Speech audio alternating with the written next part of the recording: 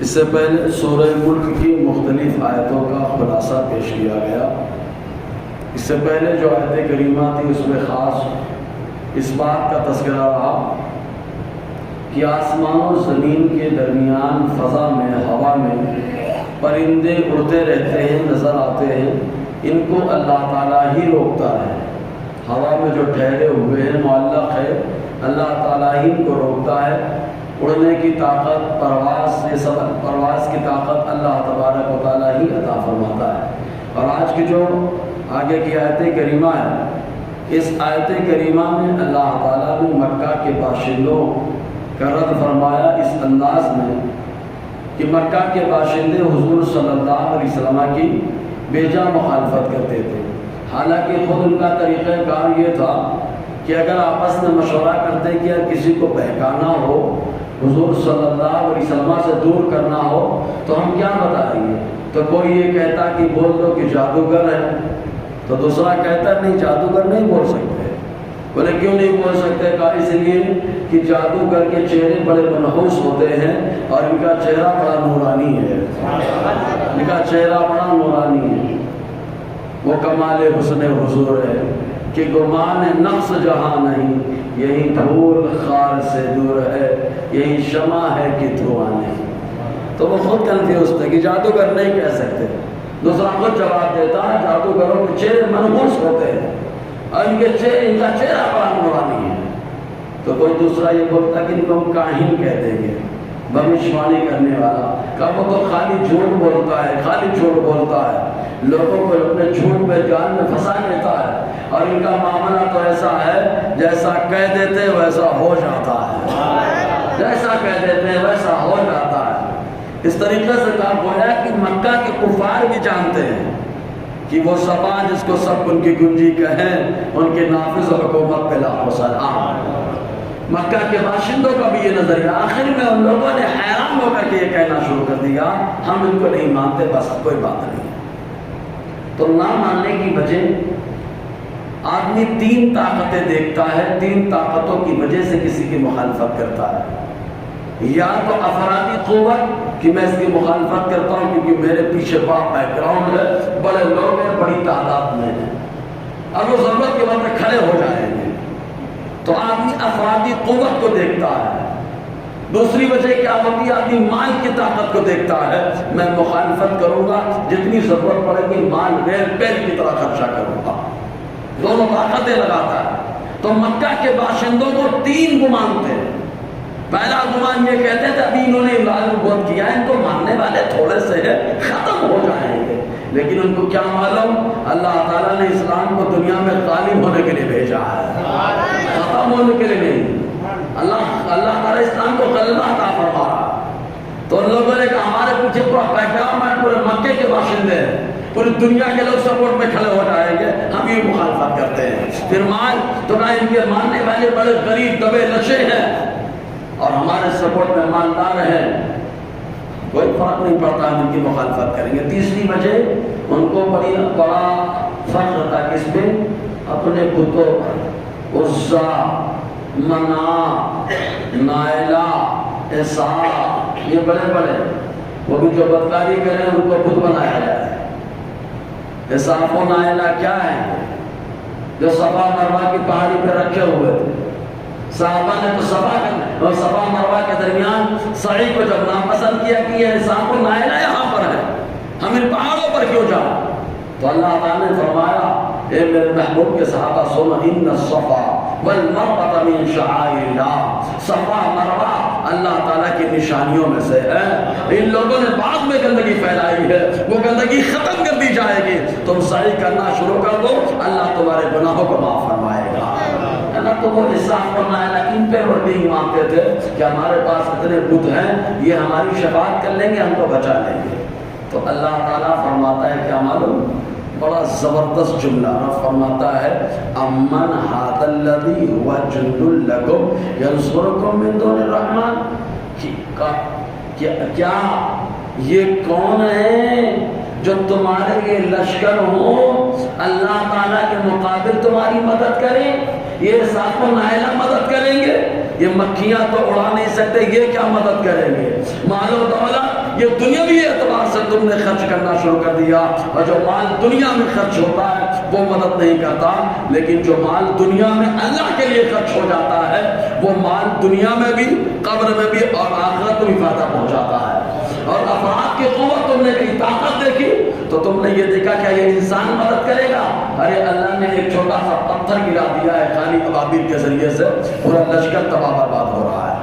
تو کون سا لشکر ہے تمہارے پاس جو اللہ تعالیٰ کے مقابل، رحمان کے مقابل تمہاری مدد کرے گا؟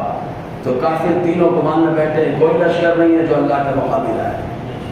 اللہ تعالیٰ جب لشکر بھیجتا ہے تو وہاں سے بھیجتا ہے جہاں سے انسان کو گمان بھی نہیں ہوتا ہے، اس کو لشکر کے طور پہ کھڑا کر دیتا ہے جس کے بارے میں آدمی سوچ بھی نہیں پاتا ہے، وہ لشکر کے طور پہ کھڑا ہو جاتا ہے۔ تو کافر انہی تینوں گمان میں تھے، تو یہ تینوں گمان کیا ہے؟ رب فرماتا ہے ان الکافرون الا فی غرور، کافر صرف دھوکے میں ہے، کافر خالی دھوکے میں ہے کہ ان کے احساس، نائلہ، منات، غصہ یہ بچا لیں گے، کوئی نہیں بچائے گا۔ افرادی قوت کچھ نہیں کام آئے گی، مال کی قوت کچھ نہیں آئے کام آئے گی، خالی دھوکے میں ہے۔ اب ایک بات یہاں سمجھا دوں، پھر کافر کا لغوی معنی ہوتا ہے چھپنا، کافر کا لغوی معنی ہوتا ہے انکار کرنا۔ کافر کا ایک لغوی معنی کیا ہے؟ کفر کا معنی چھپنا، اور ایک معنی کیا ہے؟ انکار کرنا۔ چھپنے کا معنی میں دیکھیں اللہ تعالیٰ سب سے چھپائے کہ دکھائے؟ بولیے نا، چھپا ہے نا؟ اچھا اللہ تبارک و تعالیٰ چھپا ہے لیکن وہ ہے، اس کے وجود کا اقرار کرنا پڑے گا، ایمان ہے ہمارا۔ بہت ساری چیزیں ہیں لیکن ہم کو دکھائی نہیں دیتی، لیکن ہیں۔ کوئی بتا دے کہ اس کے اندر جان کہاں ہے تو بولے پورے بدن میں جان ہے۔ کیسی جان ہے؟ ہری ہے، پیلی ہے، لال ہے، گلابی ہے، موٹی ہے، دبلی ہے، پتلی ہے، کیسی ہے؟ کہا حضرت جان ہے، ہم نے دیکھا نہیں ہے لیکن ہے۔ کہا جناب جب آپ نے اپنی جان کو نہیں دیکھا تو جو جان اللہ نے عطا فرمائی ہے اس اللہ کا دیکھنا کیا ضروری ہے کیا تمہارے لیے؟ دیکھا نہیں لیکن ماننا پڑے گا اللہ تبارک و تعالیٰ ہے۔ اللہ تعالیٰ کو دیکھنے کے لیے وہ آنکھیں چاہیے۔ ہم تو آج تک چھپی ہوئی چیزوں کو دیکھ نہیں پاتے کیونکہ آنکھوں میں پردہ ہے، اللہ کو کیا دیکھیں؟ تو کفر کا معنی چھپنا بھی ہوتا ہے۔ تو کافر چھپا ہوگا، کافر چھپا ہوگا، اور کفر کا ایک معنی انکار کرنا ہوتا ہے۔ اب آپ دیکھیں، اسی لیے اللہ تعالیٰ نے قرآن میں فرمایا بشکرولی، میرا شکر ادا کرو، ولا تکفرون، میری ناشکری مت کرو، مطلب میری نعمت کو چھپاؤ مت، جو ہم نے تم کو نعمت دی ہے اس کو دکھاؤ، بتاؤ، جو نعمت ہم نے تم کو دی ہے اس کا شکر ادا کرو، چھپاؤ مت۔ تو کفر کا ایک معنی چھپانا بھی ہوتا ہے اور کفر کا ایک معنی انکار کرنا بھی ہے۔ اب انکار کرنا کئی طریقے سے ہوتا ہے، ایک کردار سے انکار کرنا، ایک گفتار سے انکار کرنا۔ کردار سے جیسے آدمی پیدا ہو رہا ہے، ہر بچے کے بارے میں حضور صلی اللہ علیہ وسلم نے فرمایا کل مولود یولد علی فطرۃ الاسلام، ہر بچہ کو اسلامی نیچر پہ پیدا ہوتا ہے، ہر بچہ چاہے مسلمان کے گھر میں ہو چاہے کافر کے گھر میں ہو، اسلامی طریقے پہ پیدا ہوتا ہے۔ کہا کیوں؟ اس لیے کہ عالم ارواح میں اللہ نے وعدہ لیا کیا میں تمہارا رب نہیں ہوں؟ سب نے وعدہ کیا اے پروردگار تو ہی ہمارا رب ہے، اسی وعدے پہ بچہ پیدا ہو رہا ہے۔ فوالدان یؤخذانی و یلصانی و یمجسانی، آقا نے فرمایا پھر اس کے ماں باپ یا تو اس کو یہودی بناتے ہیں یا نصرانی بناتے ہیں یا مجوسی بناتے ہیں۔ معلوم ماں باپ کا رہن سہن، اٹھنا بیٹھنا، چلنا پھرنا، بولنا چالنا، یہ بچوں کی زندگی میں بڑا عمل دخل کرتا ہے۔ فطرت اسلام میں بچہ پیدا ہوا، ماں باپ کا رہن سہن یہودیوں جیسا ہے تو بچہ ویسا ہو گیا، ماں باپ کا رہن سہن نصرانیوں جیسا ہے بچہ ویسا ہو گیا، ماں باپ کا رہن سہن مجوسیوں جیسا ہے تو بچہ اس جیسا ہو گیا، اور ماں باپ کا رہن سہن مصطفیٰ جیسا ہے تو بچہ غلام مصطفیٰ ہو رہا ہے۔ یہ تو ماں باپ کے رہن سہن پر ڈیپینڈ کرتا ہے، کیسے رہتے ہیں، کیسے رہتے ہیں۔ روزی لقمہ بڑا اہم کردار ادا کرتا ہے، حلال لقمہ۔ ایک مثال دیا تھا اس سے پہلے، گاڑی چلتی ہے، جو گاڑی پیٹرول والی ہے اس میں ڈیزل چلائے گی انجن خراب ہوگا اور دھواں مارنے لگے گی گاڑی، صحیح ہے، اور تھوڑی دیر کے بعد نہ جانے کیا کیا نقصان کر دے۔ کیوں؟ کیا اس لیے کہ وہ گاڑی ڈیزل سے نہیں چلنے کے لیے نہیں بنی ہے، وہ گاڑی بنی ہے پیٹرول چلنے کے لیے، صحیح ہے۔ تو ایسے ہی اللہ تعالیٰ نے ہم کو مسلمان بنایا، مسلمان کا بدن آرام سے نہیں چلتا، مسلمان کے بدن کو اللہ نے حلال سے چلنے کے لیے بنایا ہے، اسی لیے حلال کا لقمہ جاتا ہے پیٹ میں نور پیدا کرتا ہے، تو وہ نور پیٹ ہی میں نہیں رہتا، اللہ تعالیٰ چہرے میں بھی نور عطا فرماتا ہے اور دل میں سکون اور سرور عطا فرماتا ہے۔ یہ حلال لقمے کی برکت تو کافی ہے۔ ایک کردار سے ہوتا ہے، کردار سے کیسے؟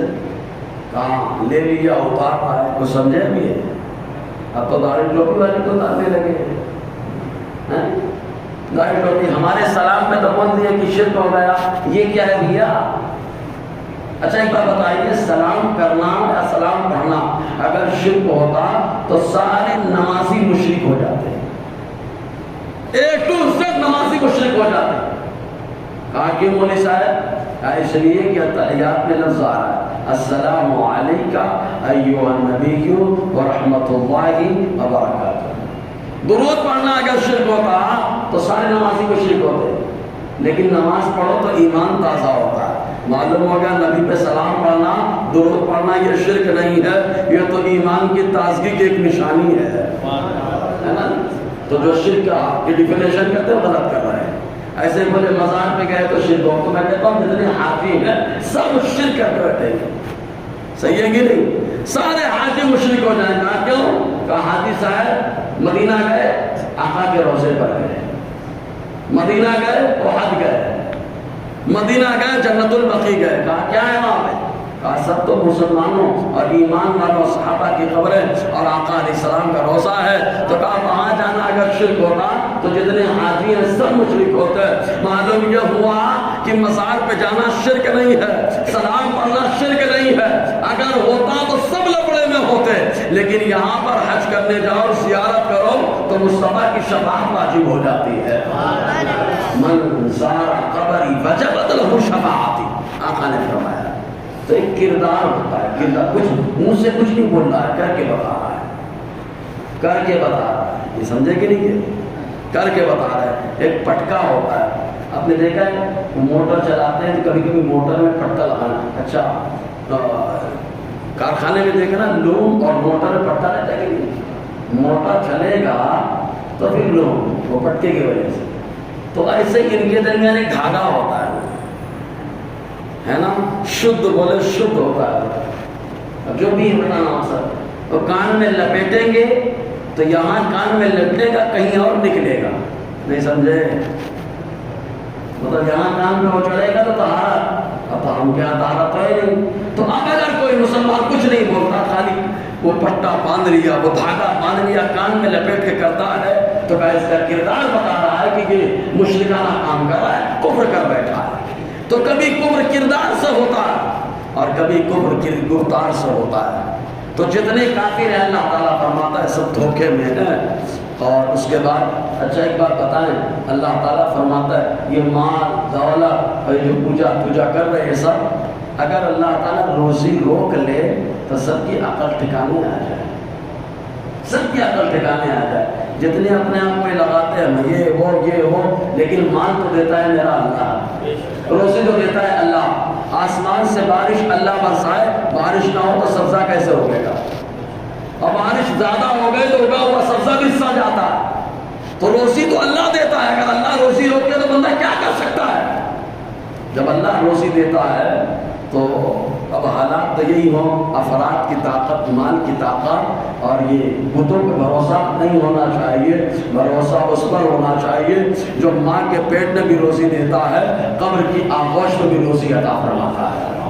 ماں کے پیٹ میں بھی روزی دیتا ہے، 9 ماہ بچہ ماں کے پیٹ میں ہے، اللہ وہاں بھی روزی کا انتظام فرماتا ہے۔ حالانکہ بچہ ماں کے پیٹ میں پانی میں تیرتا رہتا ہے، پانی میں تیرتا ہے، ایسے بچہ پانی میں گر جائے تو بولے ڈوب جائے گا، مر جائے گا، ختم ہو جائے گا، ماں باپ نکالنے کی کوشش کرتے ہیں، لیکن اگر ماں کے پیٹ میں پانی کم ہو جائے تو ڈاکٹر بولے گا بچہ خطرے میں آ گیا، بچہ خطرے میں آ گیا۔ رب کی قدرت تو دیکھو، دنیا میں پانی میں بچہ جائے تو مر سکتا ہے، لیکن ماں کے پیٹ میں پانی کم ہو جائے تب بچہ خطرے میں ہوتا ہے، وہاں پانی میں ہوتا ہے، وہاں پر بھی اللہ تعالیٰ بچے کو روزی عطا فرماتا ہے۔ ایک حدیث پاک میں آقا علیہ السلام نے فرمایا، ابن ماجہ کی حدیث پاک، کہ اگر اللہ کی ذات پر تمہارا توکل اور بھروسہ پرندوں کی طرح ہو جائے کہ سویرے اٹھتے ہیں تو بھوکے ہوتے ہیں، نکلتے ہیں گھونسلے سے بھوکے ہوتے ہیں، جب شام میں واپس جاتے ہیں تو اللہ تعالیٰ انہیں شکم سیر فرما دیتا ہے، مرے ہوئے پیٹ کے ساتھ آتے ہیں۔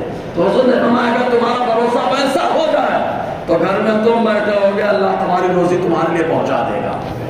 اگر ویسا توکل ہو جائے، ویسا بھروسہ ہو جائے تو روزی اللہ تعالیٰ عطا فرماتا ہے۔ خود رب فرماتا ہے امن ھذا الذی یرزقکم ان امسک رزقہ، کیا کون ہے یہ وہ جو روزی دے اگر اللہ روزی روک دے؟ یہ اسحاق و نائلہ روزی دیں گے، یہ عزا منات روزی دیں گے؟ کچھ نہیں، یہ روزی کچھ نہیں دیتے، ان کے پاس تو لے کے جانا پڑتا ہے ڈالنے کے لیے، اور میرے رب کی بارگاہ میں خالی ہاتھ بندہ آتا ہے، دعا کر کے جاتا ہے، اللہ ڈھیروں برکتیں عطا فرما دیتا ہے، ڈھیروں برکتیں عطا فرماتا ہے۔ ان امسک رزقہ، اگر اللہ روزی روک دے، یہی وجہ ہے کہ جب اللہ تعالیٰ روزی روک دیتا ہے تو کوئی اور روزی دے نہیں سکتا، اور اگر اللہ روزی دیتا ہے تو کوئی روزی روک نہیں سکتا، جب اللہ روک دے تو کوئی دے نہیں سکتا۔ یہ ہمارا عقیدہ ہے، قرآن کا عقیدہ ہے۔ ابھی ایک بات سمجھا رہا ہوں، اب ہمارے یہاں نے وہ روزی روک دیا، وہ روزی روک دیا، کسی میں دم نہیں کہ ہمارے اللہ نے جو ہماری روزی روکی ہے لکھی ہے وہ روک دے، کسی میں مجال نہیں کہ روک دے، کیونکہ جب اللہ روزی دینے پہ آ گیا تو اللہ سے بڑا ہی روک سکتا ہے، اور اللہ سے بڑا دنیا میں کوئی نہیں، کیونکہ اللہ سب سے بڑا ہے، اللہ اکبر ہے، یہ مخلوق کیا روزی روکے؟ ہمارے یہاں غلط فہمیاں کیا پیدا ہو گئی، بولے اس نے روزی روک دی، اس نے کر دھر دیا۔ ایک بات میں ہمیشہ بولتا، جتنے کرنے دھرنے والے ہیں ان سے بولو بھیا اپنے لیے بھی کچھ لکھ کے دبا لو، اپنے لیے لکھ کے کر لو، نہیں اثر ہوتا ہے۔ اس کا یہ مطلب نہیں ہے کہ اگر اللہ کے مقابل بندہ اپنے پاور کو دکھائے، نہ نہ نہ، اللہ کے مقابل کوئی پاور نہیں دکھا سکتا۔ اگر پریشانی آئی ہے تو اس کا مطلب اللہ نے مقدر میں لکھا تھا کہ اتنی پریشانی آئے گی۔ قرآن کہتا ہے لن یصیبنا الا ما كتب اللہ لنا، جتنا اللہ نے ہمارے مقدر میں لکھا ہے اتنا ہم کو مل کر رہے گا، اس میں ذرہ برابر بھی کم نہیں ہو سکتا۔ کبھی کبھی آدمی سوچتا ہے ایک چیز اور، اسلامی معاشرہ کے طور پر جوائنٹ فیملی میں رہیں گے کھانا کم ملے گا، جوائنٹ فیملی میں رہیں گے لائیں گے تھوڑا تو سب بچے بھتیجے ابا بہن یہ سب کھا جائیں گے، مجھے نہیں ملے گا۔ یہ سوچ نکال دیجیے، بالکل نکال دیجیے۔ کہا کیوں؟ کہا اس لیے کہ جو اللہ نے لکھا ہے وہ آپ کو مل کر کے رہے گا۔ اگر اللہ تبارک و تعالیٰ نے مقدر میں لکھا ہے کہ تم تھوڑا لے کے گئے زیادہ کھلائے تو اللہ تعالیٰ اس تھوڑے میں ڈھیروں برکتیں عطا فرمائے گا، کیونکہ اللہ نے جو لکھا تو ہو کر کے رہے گا۔ تو یہ بلکہ جوائنٹ فیملی کا بڑا فائدہ یہ ہے کہ ہر آدمی چاہتا ہے کہ اس کی روزی بڑھا دی جائے، ہر کوئی یہ چاہتا ہے روزی ڈبل ہو جائے، اور اس کے ساتھ ساتھ وہ یہ چاہتا ہے عمر لمبی ہو جائے، تو روزی بڑھ جائے عمر لمبی ہو جائے۔ اگر بابا جی کوئی طریقہ بتاتے تو کہتے ہیں کہ بابا بگڑیل ہے، یہ ہے وہ ہے، اور اگر مصطفیٰ نے بتایا تو بگڑیل آدمی بھی ماننے کے لیے تیار ہے، بگڑیل آدمی ماننے کے لیے تیار۔ کہا آقا علیہ السلام نے کیا نسخہ دیا؟ کہا ایک حدیث پاک میں حضور نے فرمایا اگر تم چاہتے ہو تمہاری روزی بڑھا دی جائے، اور اگر تم چاہتے ہو تمہاری عمر لمبی کر دی جائے تو بس ایک کام کرو۔ صحابہ نے کہا کیا؟ آقا نے فرمایا اپنے رشتے داروں سے رشتہ مضبوط کرنا شروع کرو۔ بہت سی لوگ بولتے ہیں یار، اپنے رشتے داروں سے رشتہ مضبوط کرنا شروع کر دو، ابا سے رشتہ مضبوط کرو، اماں سے رشتہ مضبوط کرو، بہن سے رشتہ مضبوط کرو، بھائی سے رشتہ مضبوط کرو، اپنی بیوی سے رشتہ مضبوط کرو، بچوں سے رشتہ مضبوط کرو۔ کہا فائدہ کیا ہوگا؟ کہا عمر بھی لمبی ہوگی، اللہ روزی میں برکت بھی عطا فرمائے گا۔ یہ حضور نے فرمایا، اس لیے بڑی برکت ہے، اللہ نے جتنا لکھا اتنا ہی ملے گا، اس سے زیادہ نہیں۔ حضرت علی کرم اللہ تعالیٰ وجہ کریم کا ایک قول آپ ارشاد فرماتے ہیں کسی آدمی کو وقت سے پہلے اور حیثیت سے زیادہ نہیں ملتا ہے، وقت سے پہلے اور حیثیت سے زیادہ نہیں ملتا ہے۔ کچھ لوگ کیا ہوتے ہیں نہیں ملا مایوس ہو گئے خودکشی کر لو، کوشش کیے ہاتھ پاؤں ہمارے نہیں حاصل ہوا، یہ کر لو وہ کر لو، نہیں یار نہیں، اگر نہیں ملا ہے تو سمجھ لیجیے دو باتیں، یا تو ابھی ہمارا وقت نہیں آیا اور یا ہماری ابھی وہ حیثیت نہیں ہوئی، اور جب وقت آئے گا حیثیت ہو جائے گی تو اللہ تبارک و تعالیٰ عطا فرمائے گا، اللہ عطا فرمائے گا۔ چھوٹا سا پیالہ ہے، صاف ستھرا ہے، 5 لیٹر دودھ دینا ہے، تو اس پیالے میں دیں گے کیا؟ کیوں نہیں دیں گے؟ پیالے کی حیثیت نہیں، پیالے کی حیثیت نہیں ہے۔ اگر اس کی حیثیت ہوتی تو 5 لیٹر دودھ مل جاتا۔ ہر آدمی سوچتا ہے مجھے کروڑوں مل جائے، یہ مل جائے، وہ مل جائے، نا حیثیت جب ہوگی، جب ہمارے ظرف کو اللہ بڑھائے گا تب بڑی چیزیں ہمیں عطا فرمائے گا، ہے نا۔ ایک چیز اور، دودھ کب ملتا ہے؟ کیا شام میں یا صبح؟ عام طور سے لوگ آتے ہیں بیچنے کے لیے یا ڈیری پہ جانا پڑے گا۔ اب اگر کوئی اپنے کمرے میں بڑی سی بالٹی لے کے صاف کر کے گھومتا رہے، کیا کر رہے ہو؟ دودھ کے لیے گھوم رہا ہوں کمرے میں۔ اے بھیا یہ وقت نہیں، یہ جگہ نہیں، جب وقت آئے گا تو تم کو گھومنا نہیں پڑے گا، خود چلائے گا، خود جا کے بھر کے لے کے آ جانا۔ تو آپ علی نے کیا فرمایا؟ حیثیت سے زیادہ، وقت سے پہلے کچھ نہیں ملتا، جب وقت آئے گا تو اللہ خوب برکت عطا فرمائے گا، حیثیت ہو جائے گی تو اللہ خوب عطا فرمائے گا، ہے نا۔ تو اگر اللہ تبارک و تعالیٰ روزی پہنچانا چاہتا ہے تو کوئی روک نہیں سکتا، سمجھ میں آیا جی۔ تو رب فرماتا ہے اگر اللہ روزی روک دے تو کون ہے جو روزی دے گا تم کو؟ اور یہ روزی اللہ دے رہا ہے، بڑھا رہا ہے اللہ تعالیٰ، اور اللہ تعالیٰ آزماتا ہے، کبھی مال دے کے آزماتا ہے، کبھی لے کے آزماتا ہے۔ قارون کو آزمایا گیا دے کر کے، فرعون کو آزمایا گیا دے کر کے، نمرود کو آزمایا گیا دے کر کے، ابو بکر کو آزمایا گیا دے کر کے، عثمان کو آزمایا گیا دے کر کے، قارون آزمائش میں فلاپ ہو گیا، فرعون آزمائش میں ہار گیا، نمرود آزمائش میں فیل ہو گیا، لیکن جب ابو بکر کو آزمایا گیا پورا مال لگا کر ابو بکر نے جنت کو خرید لیا ہے۔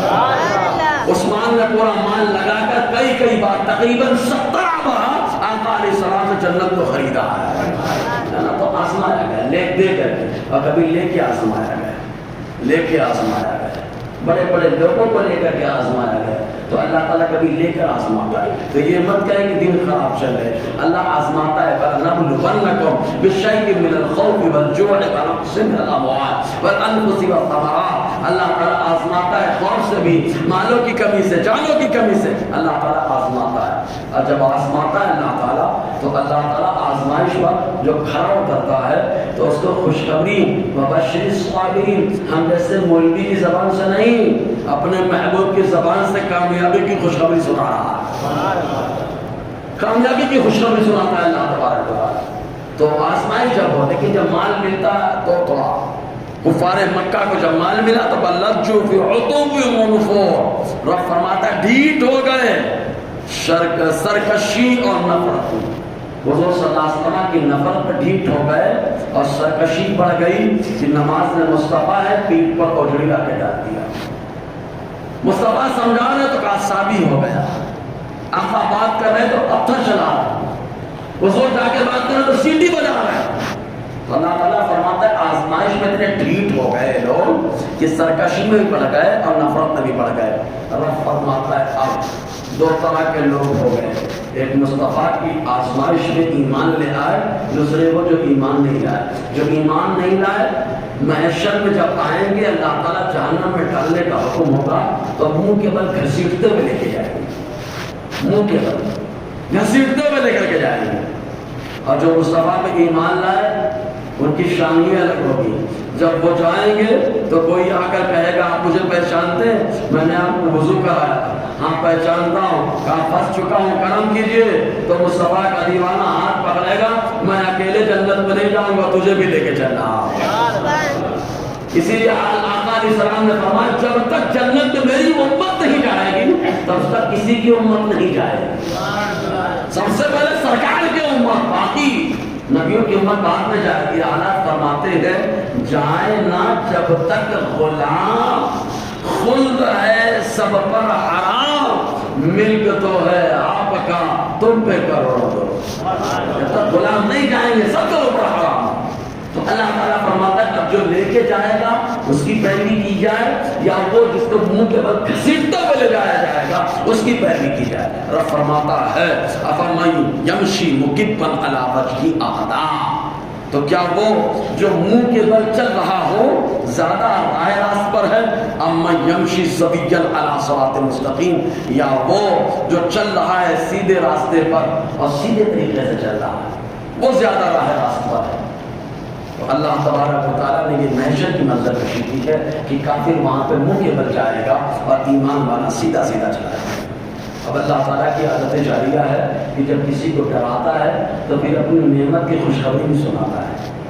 اب اللہ تعالیٰ اپنی نعمت کا ذکر کیسے کرتا ہے؟ آنکھ اللہ نے دی ہے، کان اللہ نے دی ہے، اس کو میں نے ایک بار سمجھایا تھا، بنایا مٹی سے، اسی مٹی میں اللہ تعالیٰ نے ہڈی بھی بنا دیا، اسی مٹی میں گوشت بھی بنا دیا، اسی مٹی میں کھال بھی بنا دیا، اسی مٹی میں خون بنا دیا، اسی مٹی میں اللہ نے کان میں سننے کی طاقت رکھ دی، اسی مٹی میں اللہ تعالیٰ نے دیکھنے کی طاقت آنکھ میں ڈال دی، اسی مٹی میں اللہ نے بولنے کی طاقت دے دی، اسی مٹی کے اندر سونگھنے کی طاقت دے دی، اسی مٹی کے اندر اللہ نے جب چاہا جیسا چاہا اپنی قدرت کا مظاہرہ فرما دیا۔